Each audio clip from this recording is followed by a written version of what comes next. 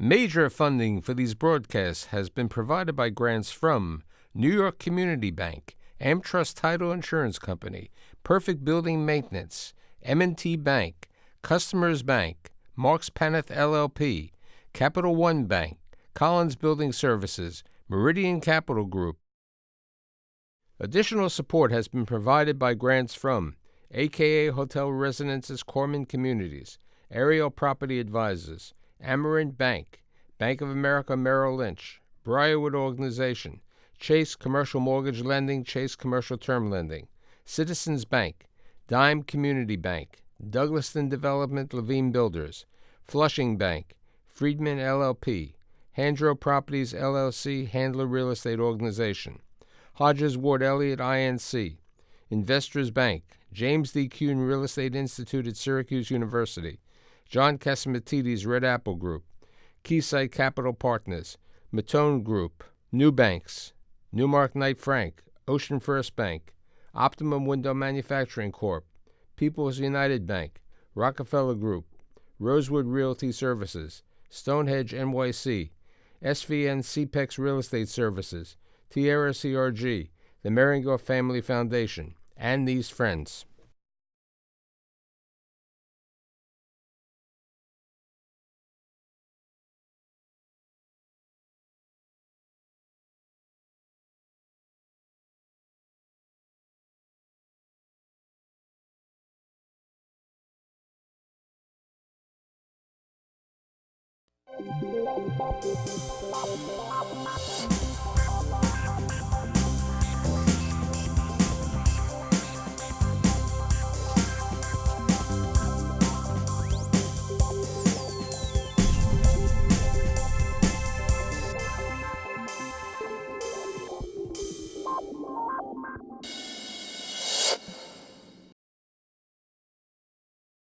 Jersey City, the number 2 largest city in New Jersey, which may become number 1. Over the years, I've seen lots of changes, lots of developments, but it's really prime for development in 2019 and 2020. So today I assembled this group of individuals to talk about developments in Jersey City. My guests include Matt Galligan, Vice Chairman of CIT Real Estate Finance, Adam Altman, Managing Director of KABR, Jeff Persky, Executive Vice President of the KRE Group. So you've been in Jersey City when rents were $20 a square foot for rental. Correct. We started in 99. So how did you make a decision in 99, 20 years ago? I basically went into Jersey City. I was called by a friend who owned some property at Grove Street. And he said, would you be interested? And I took a ride in and I saw the PATH station. And that's what sort of intrigued me. Most of the waterfront at that time, most of the development was on the waterfront. And Grove Street was about 5 blocks off of it. And we just felt as though that was the next PATH stop, and that would be a prudent place to go. Although we initially went in, we were going to build an office building. We weren't doing residential at the time. So what made you change? We had a deal with DLJ, and we were building an 800,000 square foot office building. And I was on the Helix in the Holland Tunnel going in the day they were, the Lincoln Tunnel, excuse me, the day they were bought by Credit Suisse. And I got a phone call saying, don't bother coming in, the deal's dead. And we went back. And the truth of the matter is, Murray, Gene Shankman, and myself, we hemmed and hawed. We didn't know what to do exactly. And about a year later, then we got into 9/11. My wife suggested that we build an apartment house. And that's how the whole thing started. Good. You gave credit to your wife on this. How did KABR get involved with Jersey City? So, I mean, Kenny came up from Fleischman's, New York. Kenny, my partner and our chairman, came up from Fleischman's, New York, but he was also the founder, chairman, and CEO of a company called Knight Trading Group. So these trading houses were based in Jersey City, and Knight was based in Jersey City, and became a very large employer in Jersey City. So Kenny had a very tactile feel of Jersey City. He'd spent many days and nights there. So when we started the firm back in 2008, it was an area that we knew had a lot of runway in front of it. and we had a strong sense of it. And Kenny had a deep appreciation and sense of history there, and really knew it block by block. So those things combined led us to really want to be a part of something that was across the river from Manhattan, on the PATH train, really transit oriented, and that we had a strong feel for. What's interesting, Matt was your lender in one of your large deals. Let's talk about how you made a decision as the bank to go into Jersey City. Well, I guess that was 5 years ago, and it was what we refer to as Bay Street. Caber was in the equity on the project, and the analysis we really did was looked at their basis, which was literally almost zero, and compared it to Queens and Brooklyn projects to see whether or not we thought it was economic. And we hadn't done a lot in Jersey City, so we took a bet on what we thought the absorption would be. And as we were talking about before the show, it absorbed more quickly at better rents than we expected, so it was a real home run. Today, as a lender, how do you look at Jersey City? Well, I think you have two of the major ingredients to a successful project. One is you have transit-oriented development, and they're improving it with the light rail, so it's very transit-centric. The second thing it has massive employment base, because all the back offices for the major banks are right on the shore, so there are jobs there, and therefore places can get rent and get absorbed.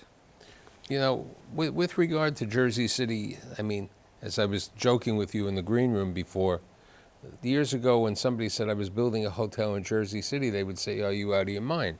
Who built the first hotel? The Hilton or something on the water? The Hyatt. The Hyatt. Water.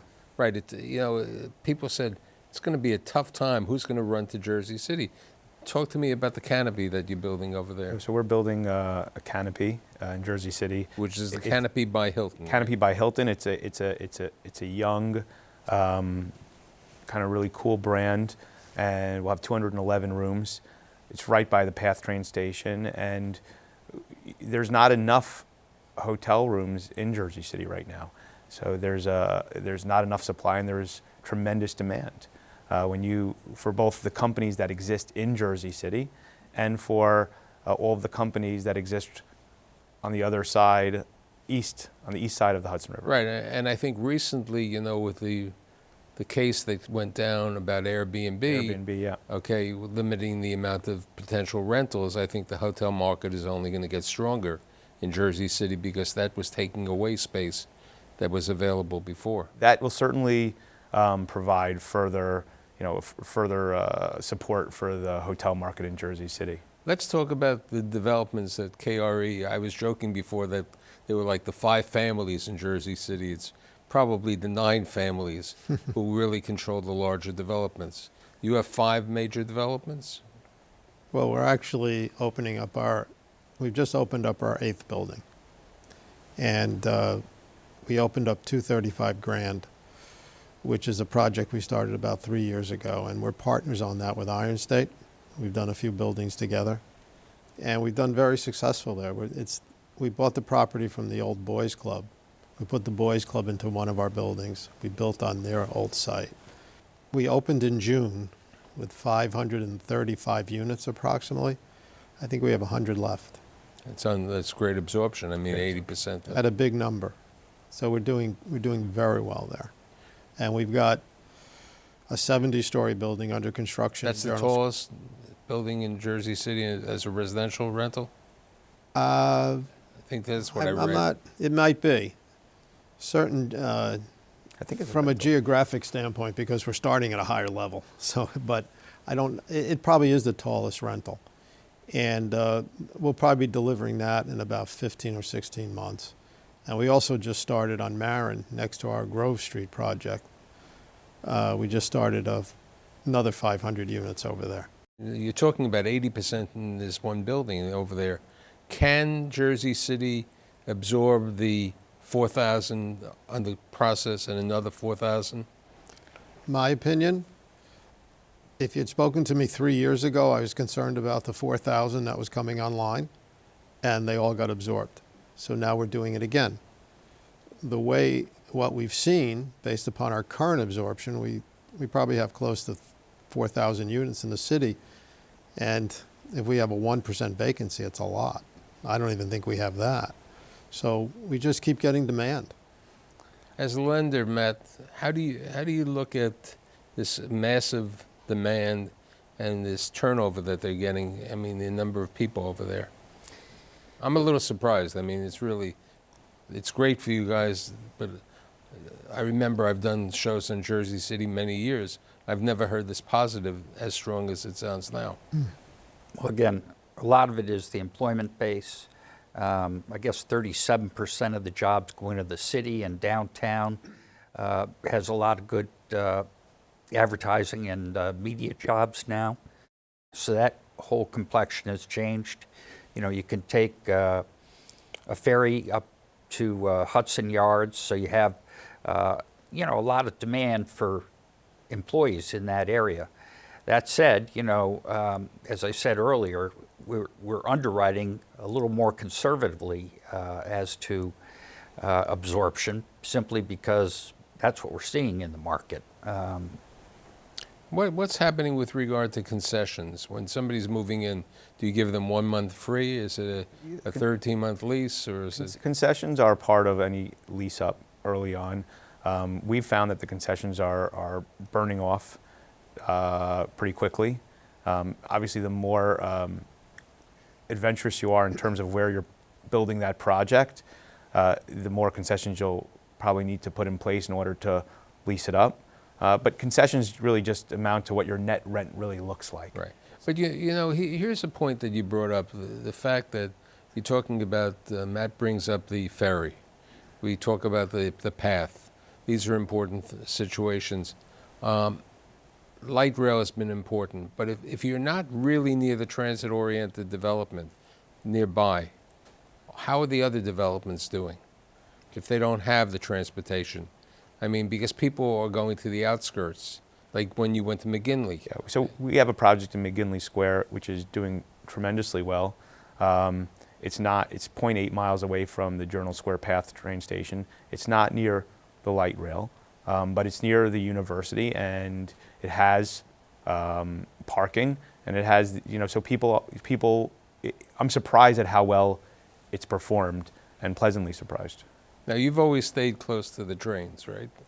We prefer to be near the train, and I think we've been amply rewarded. I think you and I were joking before when we first started years ago. We were talking $25, $30 a square foot. Our rents are more than double now, and it hasn't been that many years. I think our strategy is we'll pay a little bit more for the land. The construction cost is the same if I build it adjacent to the path stop or if I build it 3 miles from the path stop. It's the same cost. It's just the land that's different. 20 years ago, when you went to Jersey City, you were thinking of an office building. And as you were saying before, Kenny was with Knight Trading, who was an office building.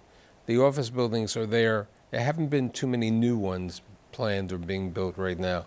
I know that SJP was planning to do something with McCallie, I think, over there.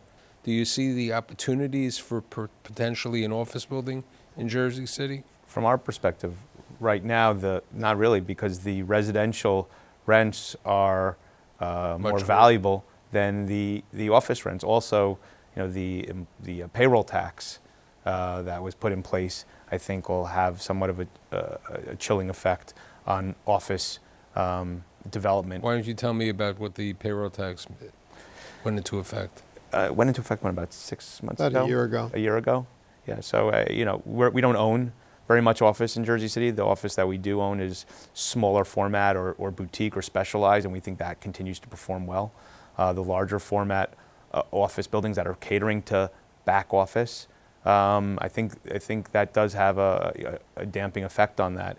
What I think is interesting is the kind of office tenants that I think will begin to come to Jersey City that we're more focused on are not the back office tenants. It's kind of the people who say Hudson Yards is 120 a foot. Well, I can be there for 60 a foot in really special product. But you have to offer something and deliver something that's unique. 20 years ago, when you were building a building in Jersey City, you didn't have to take care of the millennials or the Z generation. Now you may need co-working. You may need additional amenities. You may have to have a swimming pool, a basketball court, a tennis court. It's Is that changed. happening today? Absolutely. The unit size has changed. The units today are smaller than they were. The amenity package is much more sophisticated than it used to be. Again, you're going to co-working spaces, or you're going, the swimming pools we always built, but there's TV rooms, there's all kinds of meeting rooms, there's game rooms. Just a much more sophisticated package. And we spend much more time putting it together. A lot of a lot of programming goes into it, where we have cooking kitchens and things like that. So it's not only the space, but the programs that go into it to satisfy the millennial group. And it's definitely changed. The mix has changed. The units are smaller. We're doing a lot more studios than we've been doing twos. We're not doing nearly as many twos.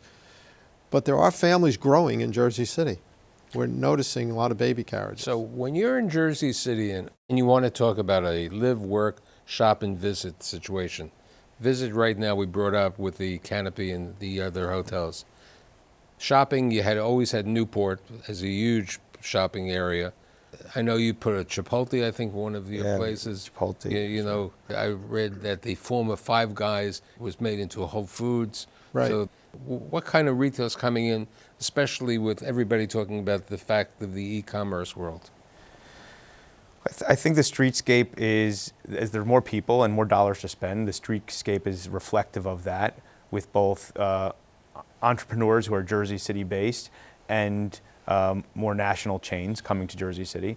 I think one of the things Jersey City should be focused on is, right now it's expensive to buy a liquor license in Jersey City, right? So Isn't it expensive in New Jersey to get a liquor license anywhere else? Yeah, but if you walk around Brooklyn or certain neighborhoods in New York, every other shop on the street is a bar or a restaurant or a something where you can sit, and whether you're listening to music and having a glass of wine or going to have dinner, it's not hard to do that. In Jersey City and in New Jersey, because of the cost of liquor licenses, if you're coming out of culinary school and you want to open up a tapas bar, it's prohibitive. So if you want to really kind of create some of that nightlife and that right, because activity. what happens in New Jersey on the liquor law was similar to the medallions in New York City. Correct. A limited number of liquor licenses, and it would cost you $300,000 to get a liquor license in New Jersey.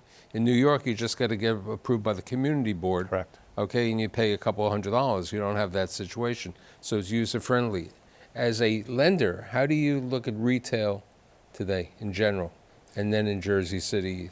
In general, we're quite negative on it, but I think there are two components to that. CIT has a very large factoring business, as you know, and so that produces a lot of credit to major retailers, and it kind of makes us shy about doing a lot of real estate transactions with more credit involved. We're very selective. We did more high street retail than certainly didn't do much mall exposure at all. I think we did 3 malls for about $64 million, so it wasn't great exposure. But, there's a big secular trend here that's got to take its time to work itself through. I'm starting to hear on the street that some people feel that the e-commerce inroads will peak or, certainly slow down now. Because there are experiential type real estate developments that could be successful. So it's just too soon to know. What about the schools? But that's one of the situation. I remember literally 15 years ago, I had Jamie Lefrak, as I was saying to you, in the green room, and basically they had to build the schools, for the kids over there because they didn't have the schools. Are the schools coming? Are the community taking care of the absorption? But it's a twofold question. The schools are one, but when I hear people moving into a studio in 1 bedroom, it sounds to me that they're transient, that they're going to be moving out and perhaps going to the suburbs also. Well, I think there's 2 answers. One, the schools are getting better, okay? And a couple of our approvals now are based upon the local council people are asking us to provide a school within the building. And I think if you just saw the last McCallie approval on Columbus Avenue, they're building a school. over there. Our building on 485 Marin, one of the schools behind it, is one of the best in the city. There's charter schools going up. There are families that want to stay in Jersey City, and I believe the schools are addressing that. We built 18 Park with the Boys Club. They started a charter school in the Boys Club in conjunction with the Jersey City Medical Center. So I think it's getting better. It has a long way to go. We're far from solving the problem, but I think the smaller studios, just a trend of single people not getting married until they're later in life. These kids are not getting married till they're 28, 29, or 30 something years old. What are you seeing with regard to the schools?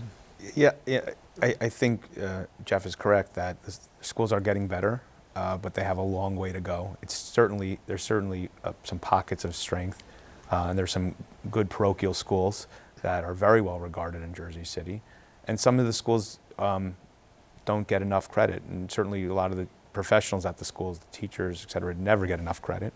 But they have a long way to go to really set the standard. They're far from being able to set the standard for the state. And I think ultimately, if you're going to say you're a premier city and you're going to point to all these great things that are going on, you need to be able to point to the schools and say, and have that be a part of the package, because that's ultimately what allows and creates a desire for people not just to be there in their 20s and 30s, but to have kids there and raise families there, and that's happening. But if you want to see it happen even more, they do have to get better. I mean, there are a couple of condominium developments in process in Jersey City. Do you see with the change in the tax law and everything, will you yourselves ever get involved in the condo development? And I want Matt as a lender on that. Yeah, I mean, maybe Matt should answer it first, because that might help me understand how I'm going to answer it second. Matt? I mean, selectively, we have money available for our best clients, and these guys would represent those certainly for condominium development. So we're not shut down. We're not seeking out condominium development either. You have to be with the biggest, best, and strongest because of the absorption. And Jeff said earlier,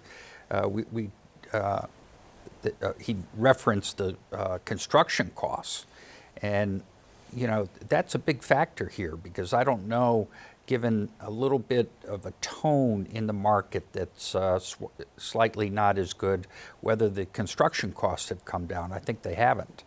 So they're going up. Matt's correct. So construction costs have remained steady or gone up slightly, but if feels like there's some other softness, or you feel very, very late cycle. So the idea of getting into a condo development now is something that... Are there any, currently, condo developments that have finished that are up for sale right now?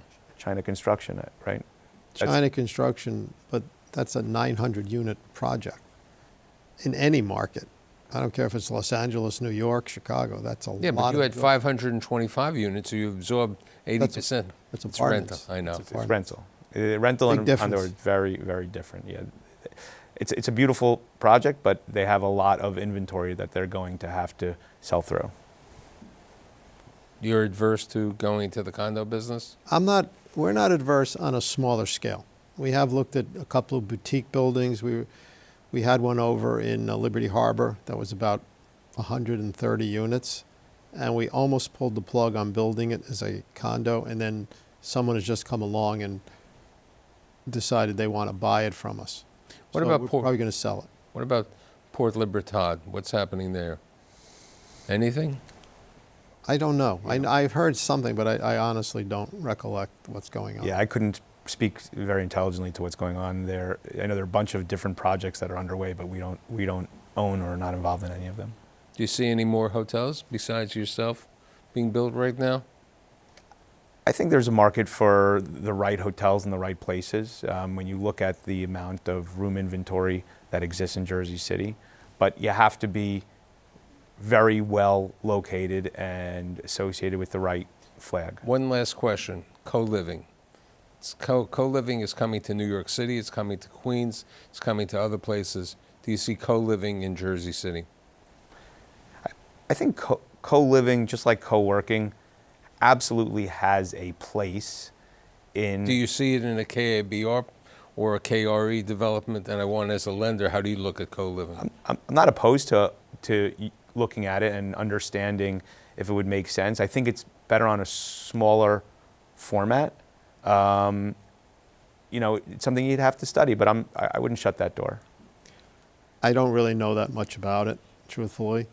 To me, co-living is a 2-bedroom apartment with 2 people sharing it, but I know there's all different amenities and a whole different lifestyle. We haven't really focused on it. And as the banker, I think it's an unproven concept, and those are for equity dollars, not debt dollars.